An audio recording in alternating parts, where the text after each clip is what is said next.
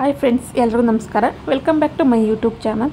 ಇದು ಸ್ಯಾಟರ್ಡೆ ಮತ್ತು ಸಂಡೇದನ್ನ ಲಾಗ್ನ ಶೇರ್ ಮಾಡ್ತಾಯಿದ್ದೀನಿ. ಇದು ಶನಿವಾರ ಬೆಳಗ್ಗೆ ಎದ್ದ ತಕ್ಷಣವೇ ತಿಂಡಿ ಎಲ್ಲನೂ ಮುಗಿಸ್ಕೊಂಡು ಮತ್ತು ಊರಿಂದ ಹಣ್ಣು ತಂದಿದ್ವಿ, ಮಾವಿನ ಹಣ್ಣನ್ನು. ಮಾವಿನ ಹಣ್ಣು ತಿನ್ನೋಣ ಅಂತ ಕೂತಿದ್ವಿ. ನನ್ನ ಮಗನಿಗೂ ಅಷ್ಟೇ ಮಾವಿನ ಹಣ್ಣು ಕುಯ್ದು ಕೊಟ್ಟೆ. ಅವನು ಇಲ್ಲೆಲ್ಲ ನೋಡ್ತಾ ಇರೋಣ ಅಂಗಡಿಲಿ ಮಾವಿನ ಹಣ್ಣು ಬೇಕು ಅಂತ ಕೇಳ್ತಾ ಇದ್ದ. ಆದರೆ ನಾವು ಯಾವತ್ತೂ ಅಷ್ಟೇ ಹೊರಗಡೆ ದುಡ್ಡು ಕೊಟ್ಟು ಒಂದಿನೂ ಮಾವಿನ ಹಣ್ಣು ತಿಂದಿಲ್ಲ. ಏಕೆಂದರೆ ಅಲ್ಲಿ ಬಂದು ಕೆಮಿಕಲ್ ಹಾಕಿ ಹಣ್ಣು ಮಾಡಿರ್ತಾರೆ. ಏಕೆಂದರೆ ನಾವು ನೋಡಿದ್ದೀವಿ ಆ ಮಾವಿನ ಹಣ್ಣು ಯಾವ ರೀತಿ ಹಣ್ಣು ಮಾಡ್ತಾರೆ ಅಂತ. ಅದಕ್ಕೋಸ್ಕರ ನಾನು ಹೊರಗಡೆ ಯಾವತ್ತೂ ತರಲ್ಲ ಹಣ್ಣು ತಂದು ನಾನು ಹೊರಗಡೆದು ಮಾವಿನ ಹಣ್ಣು ತಿನ್ನಿಸಲ್ಲ.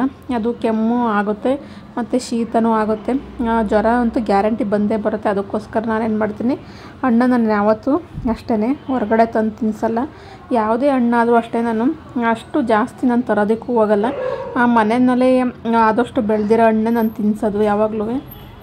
ಹಾಗೆ ಹಣ್ಣೆಲ್ಲ ತಿಂದು ತಿಂಡಿ ತಿಂದು ಹೋಗಿ ಚಿಕನೆಲ್ಲ ತಗೊಬಂದ್ವಿ. ಚಿಕನ್ ತಂದುಬಿಟ್ಟು ಇವಾಗ ಸಾಂಬಾರು ಮಾಡೋಣ ಅಂತ ಮಾಡ್ತಾಯಿದ್ದೆ. ಸಾಂಬಾರು ಮತ್ತು ಬಿರಿಯಾನಿ ಮಾಡಿದೆ. ರೆಸಿಪಿನ ಯಾವುದೂ ಶೇರ್ ಮಾಡಿಲ್ಲ. ವಿಡಿಯೋ ಮಾಡಿದ್ದು ಯಾವುದೋ ಡಿಲೀಟ್ ಆಗಿಬಿಟ್ಟಿದೆ. ಊಟ ಎಲ್ಲ ಆಯಿತು. ಹಾಗೆ ಸ್ವಲ್ಪ ಬಿಸಿಲಿತ್ತು ಅಂತ ರಾಗಿನೂ ಕೂಡ ಒಣಗಿಸಿದ್ದೆ. ರಾಗಿ ಹಿಟ್ಟು ಸ್ವಲ್ಪ ಖಾಲಿಯಾಗಿತ್ತು, ಅದಕ್ಕೋಸ್ಕರ ಮಿಲ್ ಮಾಡಿಸ್ಕೊಬಂದ್ರಾಗುತ್ತೆ ಅಂತ ಇಲ್ಲೇ ಮುಂದ್ಗಡೆ ಸ್ವಲ್ಪ ಬಿಸಿಲು ಬರುತ್ತೆ ಬೆಳಗ್ಗೆ, ಅದಕ್ಕೆ ಬೆಳಗ್ಗೆ ಇಲ್ಲೇ ಒಣಗಾಕಿದ್ದೆ. ಮೇಲೆ ಟೆರೆಸ್ ಮೇಲೆ ಒಣಗಾಕೋದಕ್ಕೆ ಇದು ನಮ್ಮದು 5th ಫ್ಲೋರ್ವರೆಗೂ ಇದೆ. ಅಲ್ಲಿವರೆಗೂ ಎತ್ಕೊಂಡು ಹೋಗೋದಕ್ಕೂ ಆಗಲ್ಲ. ಮತ್ತು ಅಲ್ಲೇ ಒಣಗಾಕಿದ್ರೆ ಅಲ್ಲೇ ಕೂತ್ಕೋಬೇಕು, ಇಲ್ಲಾಂದರೆ ಯಾವುದಾದ್ರೂ ಇದು ಪಾರಿವಾಳ ಬಂದು ತಿನ್ನುತ್ತೆ. ಅದಕ್ಕೋಸ್ಕರನೇ ಇಲ್ಲೇ ಮನೆ ಹತ್ರನೇ ಮುಂದೆನೇ ಒಣಗಾಕಿದ್ದೆ. ಬಿಸಿಲು ಚೆನ್ನಾಗಿ ಬರುತ್ತೆ ಸ್ವಲ್ಪ ಅಲ್ವಾ, ಅದಕ್ಕೋಸ್ಕರನೇ. ಆಮೇಲೆ ಒಣಗಿಸಿ ಅದೆಲ್ಲನೂ ಮಿಲ್ ಮಾಡಿಸ್ಕೊಂಡು ಬಂದ್ವಿ. ನನ್ನ ಮಗ ಮತ್ತೆ ಹಣ್ಣಿತ್ತಲ್ಲ, ಹಣ್ಣನ್ನು ತಿಂದ ಮತ್ತು ಜ್ಯೂಸ್ ಬೇಕು ಅಂತ ಕೇಳ್ತಾನೆ ಇದ್ದ. ಇಲ್ಲಿ ಟಿ ವಿಲಿ ಎಲ್ಲ ನೋಡ್ತಾ ಇರ್ತಾನಲ್ಲ, ಮತ್ತು ಫೋನಲ್ಲೆಲ್ಲ ಜ್ಯೂಸ್ ಎಲ್ಲ ನೋಡ್ತಾ ಇರ್ತಾನಲ್ಲ, ಜ್ಯೂಸ್ ಬೇಕು ಅಂತ.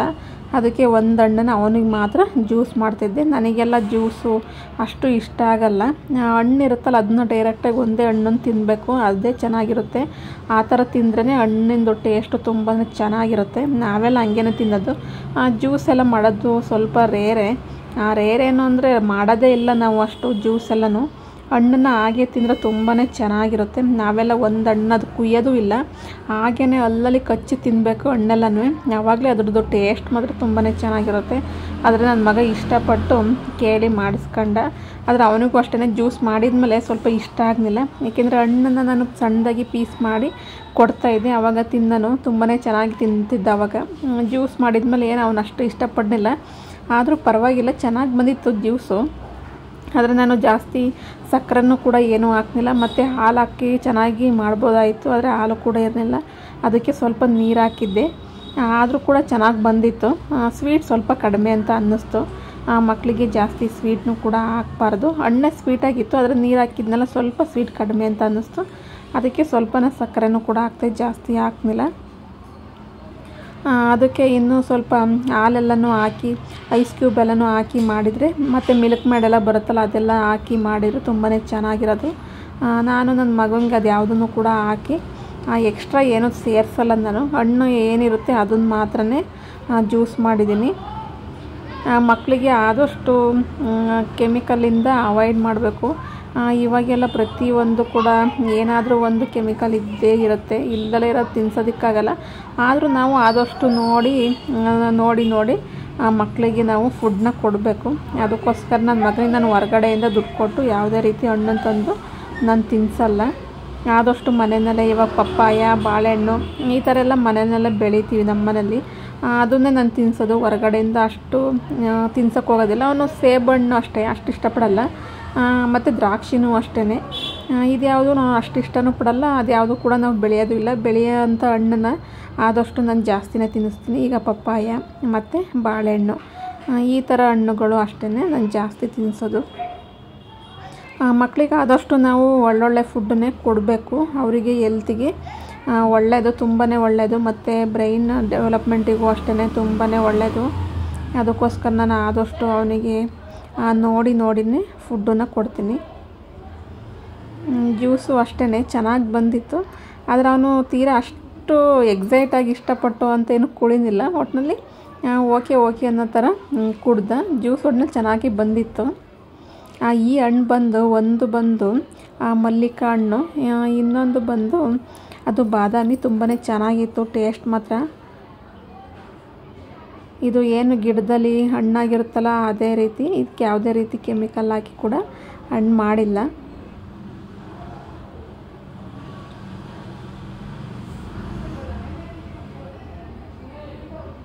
ನನ್ನ ಮಗ ಒಟ್ಟಿನಲ್ಲಿ ಇಷ್ಟಪಟ್ಟು ಕುಡ್ದ, ಸ್ವಲ್ಪ ಒಂದು ಅರ್ಧ ಗ್ಲಾಸ್ ಕುಡ್ದ, ಆಮೇಲೆ ಇನ್ನು ಅರ್ಧ ಅವ್ನು ಕುಡಿನಿಲ್ಲ. ಇವಾಗ ಎಲ್ಲ ಮುಗೀತು, ಊಟ ಮುಗೀತು. ಮಧ್ಯಾಹ್ನ ಊಟನ ಮುಗಿಸ್ಕೊಂಡು ಜ್ಯೂಸು ಕುಡಿದ್ವಿ. ಸ್ವಲ್ಪ ಇಲ್ಲಿ ವಾರ್ಡ್ರೋಬ್ ಎಲ್ಲ ಕ್ಲೀನ್ ಮಾಡೋಣ ಅಂತ ಮಾಡ್ತಾ ಇದ್ದೀನಿ. ಬಟ್ಟೆ ಯಾವುದು ಕೂಡ ಏನು ಹಾಳಾಗಿರಲಿಲ್ಲ, ನಾನು ಯಾವ ಥರ ಜೋಡಿಸ್ದೆ ಅದೇ ರೀತಿ ಇರುತ್ತೆ, ಯಾವುದೋ ರೀತಿ ಹಾಳಾಗಿರಲಿಲ್ಲ. ಆದರೆ ಜಿರಳೆ ಸ್ವಲ್ಪ ಜಾಸ್ತಿ ಆಗಿದ್ದಂತ ಜಿರಳೆ ಔಷಧಿನ ಇಟ್ಟಿದ್ದೆ, ಅದಕ್ಕೋಸ್ಕರ ಸ್ವಲ್ಪ ಎಲ್ಲನೂ ನೋಡಿ ನೋಡಿ ಕ್ಲೀನ್ ಮಾಡೋಣ. ಮತ್ತು ಜಿರಳೆ ಏನಾದರೂ ಬಟ್ಟೆ ಕೆಳಗಡೆ ಏನಾದರೂ ಸೇರಿದೆಯಾ ಅಂತ ಅದನ್ನೆಲ್ಲ ಚೆಕ್ ಮಾಡ್ತಿದ್ದೆ.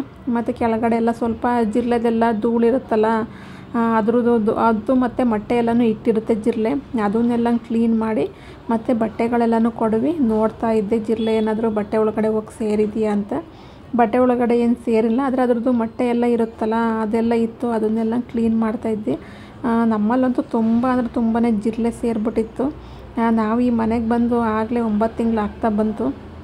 9 ತಿಂಗಳು ಕಂಪ್ಲೀಟಾಗಿ ಈಗ 10ನೇ ತಿಂಗಳು. ನಾನು ಕ್ಲೀನ್ ಮಾಡೋಣ, ಅವಾಗ ಕ್ಲೀನ್ ಮಾಡೋಣ, ಇವಾಗ ಕ್ಲೀನ್ ಮಾಡೋಣ ಅಂತ ಮಾಡೋಕ್ಕೆ ಇರಲ್ಲ. ಆವಾಗ ಪದೇ ಪದೇ ಊರಿಗೆ ಹೋಗೋದು, ಮತ್ತು ಬಂದ ತಕ್ಷಣ ಮನೆ ಕ್ಲೀನ್ ಮಾಡಿದರೆ ಸಾಕು ಅಂತ ಅನಿಸೋದು. ಅದಕ್ಕೋಸ್ಕರ ವಾರ್ಡ್ರೋಬ್ನ ನಾನು ಯಾವಾಗಲೂ ಅಷ್ಟೇ ಕ್ಲೀನ್ ಮಾಡಿರಲಿಲ್ಲ. ಆವಾಗ ಬಂದು ಜೋಡಿಸಿದ್ದೆಲ್ಲ ಹಾಗೇ ಇತ್ತು. ಎಕ್ಸ್ಟ್ರಾ ಅಂತ ನಾನು ಮತ್ತೆ ಏನೂ ಆರ್ಗನೈಸ್ ಮಾಡೋದಕ್ಕೆ ಹೋಗಿರಲಿಲ್ಲ. ಆರ್ಗನೈಸ್ ಮಾಡಿ ಮತ್ತೆ ಪದೇ ಪದೇ ಅದನ್ನ ಕ್ಲೀನ್ ಮಾಡ್ತಾಯಿದ್ರೆ ಸರಿ ಹೋಗುತ್ತೆ. ಆದರೆ ಜಿರಳೆಗಳು ತುಂಬ ಅಂದರೆ ತುಂಬಾ ಜಾಸ್ತಿ ಆಯಿತು. ಅದಕ್ಕೆ ಔಷಧಿನ ಇಟ್ಟೋಣ ಅಂತ ಇಟ್ಟೋದಕ್ಕೂ ಕೂಡ ಟೈಮೇ ಸಿಕ್ಕಿರಲಿಲ್ಲ. ಅದಕ್ಕೆ ಇವಾಗ ಫ್ರೀಯಾಗಿದ್ನಲ್ಲ ಅಂತ ಔಷಧಿನ ತಂದಿಟ್ಟಿದ್ದೆ. ಮಾತ್ರ ಔಷಧಿ ತುಂಬಾ ಚೆನ್ನಾಗಿತ್ತು, ಜಿರಳೆ ಔಷಧಿ.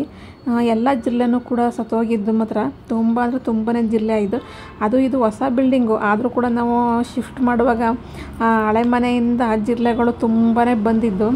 ಅಂದರೆ ಅವರು ಕ್ಲೀನ್ ಮಾಡೋರು ಶಿಫ್ಟಿಂಗ್ ಮಾಡೋರು ಅಷ್ಟೇ, ಅವರೆಲ್ಲ ಜಿರಳೆ ಎಲ್ಲನೂ ಕ್ಲೀನ್ ಮಾಡಿ ತುಂಬಲ್ಲ. ಯಾವುದ್ಯಾವ್ದ್ರೊಳಗೆ ಜಿರಳೆ ಇತ್ತು ಅದೆಲ್ಲ ಹಂಗೆ ವಾಪಸ್ ಈ ಮನೆಗೆ ಬಂದಿತ್ತು.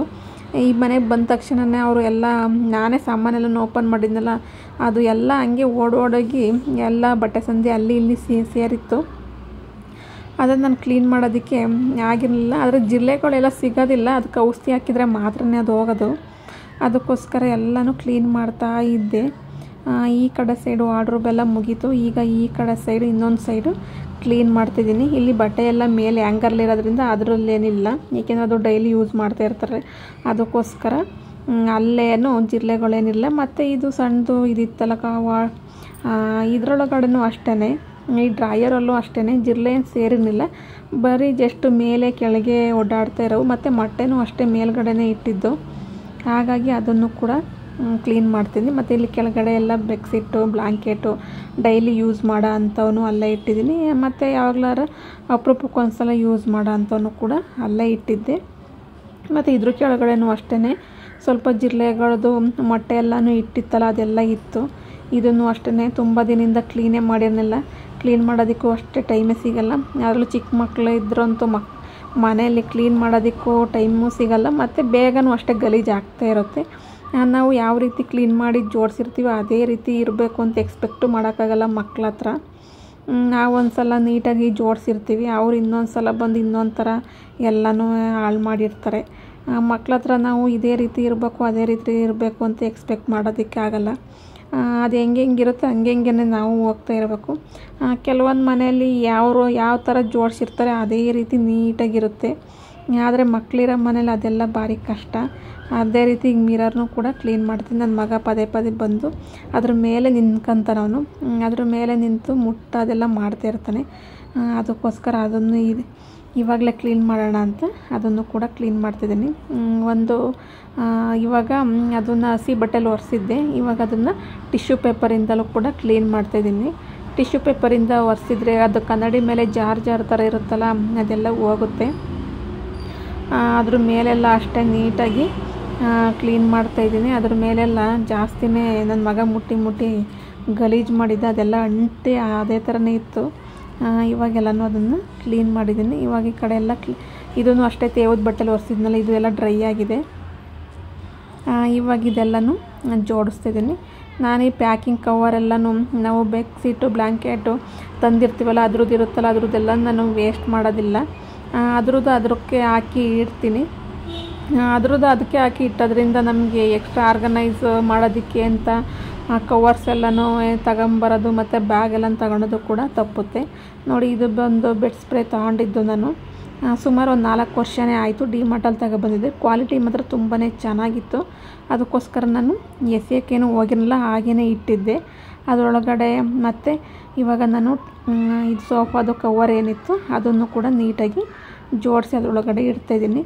ಆ ಕವರ್ ಮಾತ್ರ ಕ್ವಾಲಿಟಿ ವೈಸ್ ಮಾತ್ರ ತುಂಬಾ ಚೆನ್ನಾಗಿತ್ತು. ಇದು ಡಿಮಾರ್ಟಲ್ಲಿ 4 ವರ್ಷದ ಹಿಂದೆ ನಾನು ಬೆಡ್ ಸ್ಪ್ರೇ ತಗೊಂಡಿದ್ದೆ, ಅದರಲ್ಲಿ ಕೊಟ್ಟಿದ್ದರು. ಇವಾಗ ಅದನ್ನು ನಾನು ಸೋಫಾ ಕವರ್ ಹಾಕಿ ಅದರಲ್ಲೇ ಇಡ್ತಾಯಿದ್ದೀನಿ. ನೋಡಿ, ತುಂಬಾ ಚೆನ್ನಾಗಿ ನೀಟ್ ಆಯ್ತು. ಇವಾಗ ಸುಮ್ಮನೆ ಎಲ್ಲದಕ್ಕೂ ಕೂಡ ದುಡ್ಡು ಕೊಟ್ಟು ತಗೊಳೋದಕ್ಕಾಗಲ್ಲ. ಆರ್ಗನೈಸ್ ಮಾಡೋದಕ್ಕೆ ಅದರದ್ದು ಬ್ಯಾಗೆಲ್ಲ ಬರುತ್ತಲ್ಲ ಅದು. ನೋಡಿ, ಡೈಲಿ ಯೂಸ್ ಮಾಡೋಂತೂ ಹಾಗೇ ಇಟ್ಟಿದ್ದೀನಿ. ರೆಗ್ಯುಲರಾಗಿ ಕೆಲವೊಂದು ಯೂಸ್ ಮಾಡಲ್ಲ, ರೇರ್ ಯೂಸ್ ಮಾಡ್ತೀವಲ್ಲ ಯಾರಾದರೂ ಬಂದಾಗ, ಅವನ್ನೆಲ್ಲನೂ ನಾನು ಕವರಿಗೆ ಹಾಕಿ ಇಟ್ಟಿದ್ದೀನಿ. ನೋಡಿ, ಇವಾಗ ಈ ರೀತಿ ಕ್ಲೀನಾಗಿದೆ. ಓಕೆ ಫ್ರೆಂಡ್ಸ್, ಇವತ್ತಿನ ವಿಡಿಯೋ ಇಷ್ಟೇ. ನೋಡಿ, ಇದೆಲ್ಲ ಬಂದು ಡೈಲಿ ಯೂಸ್ ಮಾಡ್ತಾ ಇರ್ತೀವಲ್ಲ, ಅದಕ್ಕೋಸ್ಕರ ನನ್ನ ಮಗ ಮಂಚದ ಮೇಲೆ ಮಲಗಲ್ಲ, ಅವನಿಗೆ ಕೆಳಗಡೆ ಹಾಸ್ಕೊಡ್ಬೇಕು. ಅದಕ್ಕೋಸ್ಕರ ಎಲ್ಲನೂ ನಾನು ಕೆಳಗಡೆ ಇಟ್ಟಿದ್ದೀನಿ, ಯಾವುದನ್ನು ಕೂಡ ಮೇಲೆ ಇಟ್ಟಿಲ್ಲ. ಇವಾಗ ನೋಡಿ, ಇದು ಈ ಥರ ಇಲ್ಲೆಲ್ಲ ಕ್ಲೀನ್ ಮಾಡಿ ಜೋಡಿಸಿದ್ದೀನಿ. ಇದು ಅಷ್ಟೇ. ಇದು ಕಾಟನ್ ಬಾಕ್ಸ್ ಬಂದು ಪ್ಯೂರಿಟ್ ತಗೊಂಡಿದ್ವಿ, ವಾಟರ್ ಪ್ಯೂರಿಫೈ, ಅದರದ್ದು ಇತ್ತು. ಅದನ್ನು ಕೂಡ ವೇಸ್ಟ್ ಮಾಡಿಲ್ಲ ನಾನು. ಅದರೊಳಗಡೆ ಎಕ್ಸ್ಟ್ರಾ ಬಟ್ಟೆ ಹಾಕಿ ಇಟ್ಟಿದ್ದೀನಿ.